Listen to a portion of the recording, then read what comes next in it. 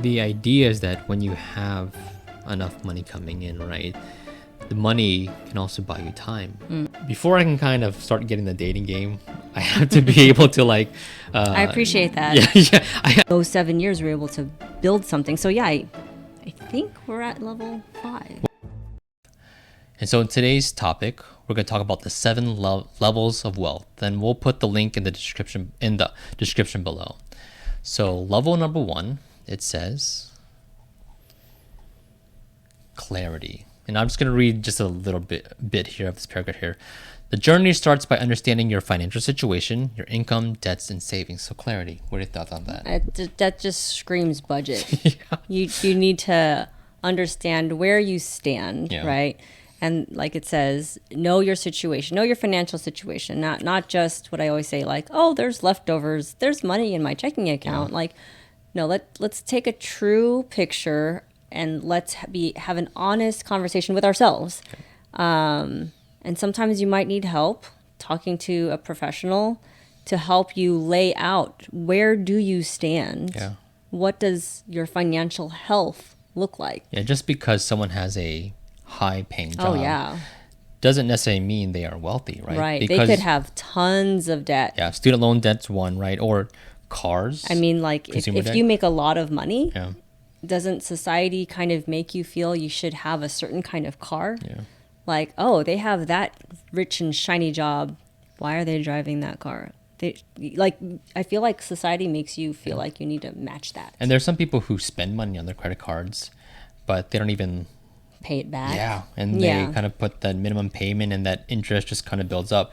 So really just guessing and kind of shutting it out. I mean, you really need to be honest with your finances. Yeah. Like it says, being clear of what money is coming in, what money is going out. Right.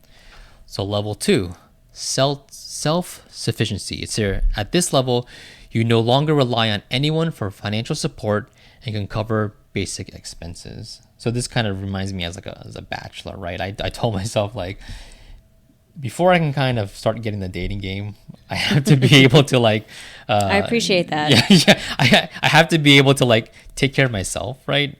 Before you can take care of someone else. Yeah, I think about that. I mean, people might have a problem with what I just said, but the way we take it, it's a team effort, right? Yeah. He doesn't necessarily take care of me. Yeah. Like, I think about that song from TLC, No Scrubs, right? Yeah, and I think that's kind of yeah. It's not that Left Eye didn't want a man or didn't want to take care of herself. She just wanted a man who could take care of himself too.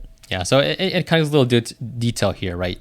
Reaching this stage means you're paying the rent and mortgage, utilities, and other essentials without accumulating debt. And I think that's the key right there, because in the beginning of that paragraph, it says you're no longer relying on anyone for financial support. Mm-hmm. That doesn't just mean people, parents, aunts, uncles, family members, whatever. That also means your credit card. Mm-hmm. You're not relying on anyone, aka banks, also, to support your lifestyle. Yeah. Like you said, using your credit card and not paying off. If you can't pay it off, that means you can't afford the stuff you just put on your credit card, and you're not self-sufficient. You depend on that credit card to get you day by day. Yeah, I mean, we talk about this all the time, but it really is important to us, like having a budget. Right. Because having a budget lets us know actually how much money we really have. Right. We talk about how restaurants are busy, right? People are buying cars, and how is that possible, right? It's because of debt. They're depending on this credit, this debt, to give them this satisfaction, but can they really afford it, right? Mm-hmm. And I know we talk about all the time and budgeting, right? But it really helps us not depend on other things, right, and let us know that we ourselves can handle any kind of expense. Mm-hmm. So level 3 says here, breathing room, right? And so to get where we are today, it took some time, right? Mm-hmm. I mean, we are very frugal people. We live below our means, right? And it's allowed us to, one, set aside for emergencies, mm-hmm, and even big expenses too.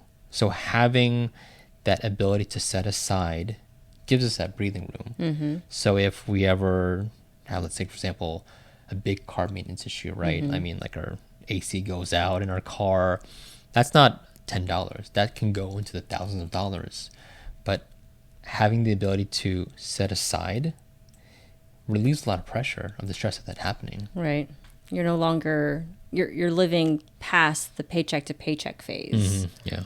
The next level, right, it says stability. It says here, at this point, you built a solid foundation. Day-to-day expenses and unforeseen emergencies don't worry you. This level is about security and knowing that one unexpected bill won't send you spiraling into debt. I mean, so I think that's kind of what you were talking about earlier. Yeah.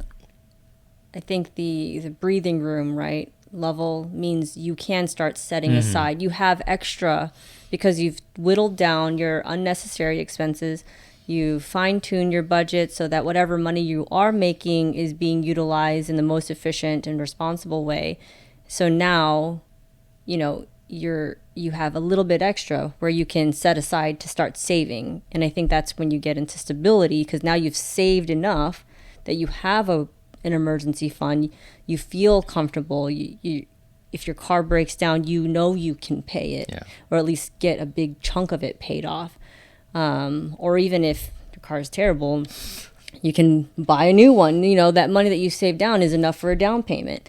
So that's where I think they're saying is that level of stability where something can go wrong. And I think we've planned for this. I think we might be in stability right now where we're like, okay, if something catastrophic happened in our lives, what would that look like? What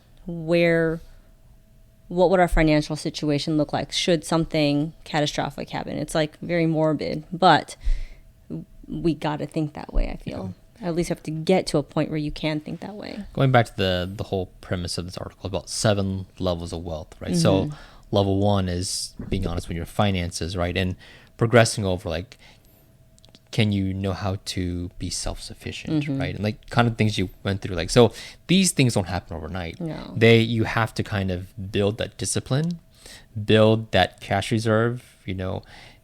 Getting to these levels is not an overnight success, but these are good goals to make over time. And it takes habitual practice and reviewing. Yeah. So number 5 here, level number 5 says flexibility. It says you can now take more risk or consider life changes like a career change or entrepreneurship without fear. And so maybe we've reached flexibility. I mean, because we've been frugal, we had several backup plans. Like we were slowly saving up for an emergency fund, but it also doubled as a college fund for our kids. Just because at the time we were just starting out, right? Yeah. And then when that became a nice sum of money, we're like, okay, now we can have a true college fund because our emergency fund is good. What ended up happening, I think, is we were able to set aside enough that this is how we entered into the real estate space. Because, I mean, that's entrepreneurship without fear. I mean, there was fear. Let's not kid ourselves. But we had that opportunity because, I mean, how long were we married? 7 years? 7 years. We lived frugally. I mean, we still live frugal, but the first 7 years of our marriage, we just kind of lived simply, like it's not like we were depriving ourselves of anything. But those 7 years we were able to build something. So yeah, I think we're at level 5. Well, I like here it says, like a career change, right? So the idea is that when you have enough money coming in, right, the money can also buy you time where you don't have to spend so much time at a day job, right? Where you can kind of say, hey, I would like to take a smaller role, right, and spend more time somewhere else. So it gives you that flexibility, right? And I think also having that emergency fund for 3 to 6 months, it can say, hey, if I wanted to switch from one career to another one, can we afford to do it while I look for another one? Like having these kinds of options or opportunities, I think we're here. We have that flexibility. Yeah.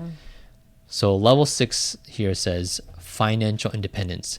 Now your investments generate enough income to cover your living expenses. Work is suddenly optional. Yeah, that's not us. Yeah. So once again, the way that we've set up our wealth is a long-term game, right? We have our real estate, right? And it's a long-term. It takes, we imagine it's going to take, like at least 10 years for it to get paid off, right? But, once all those mortgages are paid off, right, that's just cash flow, right?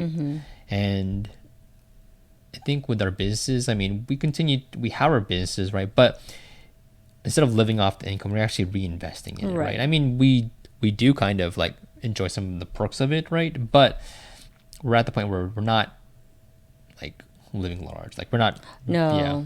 No. But that's next level of financial independence, and that's okay, right? So. And then the final level. Level 7 says here, abundant wealth. It says, is this the finish line? It says, the final level finds you with more money than you'll need, allowing you to live your dream life and give back generously. So I can see that, right? I definitely see something like that, like you said, once the properties are paid off and like all of our necessary expenses are covered from our businesses or real estate, then I feel like we might even have the opportunity to invest in more. Yeah. I think the nice thing is that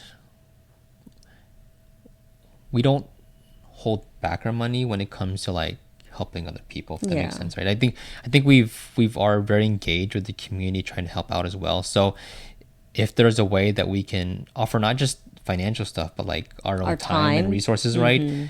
I like the idea of giving back and paying it forward, because I think helping people in their situation makes them better to society also. I mean, I think when it comes to building wealth, I think we're very simple people. I think ultimately what we want to do is pass it down to our children and our grandchildren. So I think, sure, there'll be abundant wealth, but I think we'll see it in a way that's like, I don't think we'll be like spending it like it's raining dollars. And no, I don't think if we ever get to level 7, I don't think it'll change who we are, our foundationally. We will still be us. Maybe I'll get rid of my 2005 Saturn Vue. But we'll see. Well, that's a whole other episode of like, what to do with a 2005 Saturn Vue, right? So, hey, it has over 100,000 miles, right? Hey, like, I mean, that thing still works, like we can invest the money. It's okay. It's a joke. Yeah. So throwing back the question to our audience, right? Do you agree with these levels of wealth? And if so, which level are you on? What challenges are you experiencing that's preventing you from moving to the next level? Let us know and comment below. Once again, we're Jacqueline and Jonathan. We're from Parent Portfolio, and thank you for your time.